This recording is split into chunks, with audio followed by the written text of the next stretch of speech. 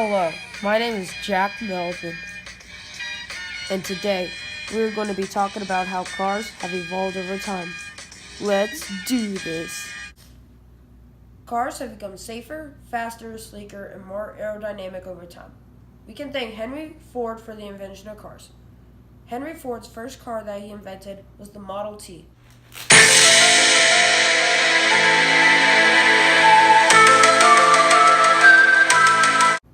Soon after, more cars were on the road and safety became an issue. Car safety. Safer car laws were instituted over a period of time.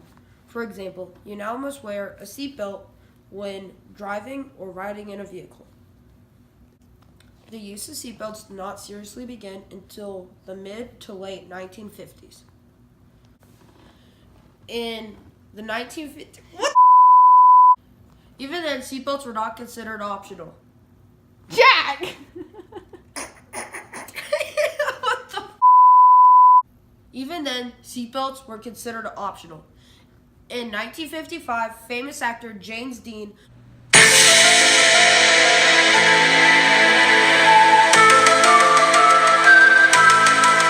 died in a horrible two-vehicle car crash in the Southern California desert, which he would have survived if he were wearing a seatbelt. History was made. The seatbelt industry bloomed. The Dean crash launched a public awareness. I forgot. The Dean crash launched a new period of public awareness about the use of seatbelt in automobiles. In 1955, Swedish automaker Volvo was the first manufacturer to offer seatbelts in cars. This became mandatory equipment in vehicles. Volvo backed up its claims by independently crash testing his automobiles in the 1950s. This provided real proof that seatbelts in an automobile accident would reduce both fatalities and serious injuries in an accident. In 1966, Congress passed the National Traffic and Vehicle Safety Act, which formally stated how seatbelt buckles and seatbelts were made. This law made the installation of seatbelt buckles mandatory for the U.S. automakers. That wasn't it. It wasn't a survey, was it? No. Okay. Even though seatbelt laws were made, studies showed that many people in traffic stops or accidents did not wear their seatbelts. In the 1980s, a series of PSA's public service announcements were aired on TVs known as the crash test dummies.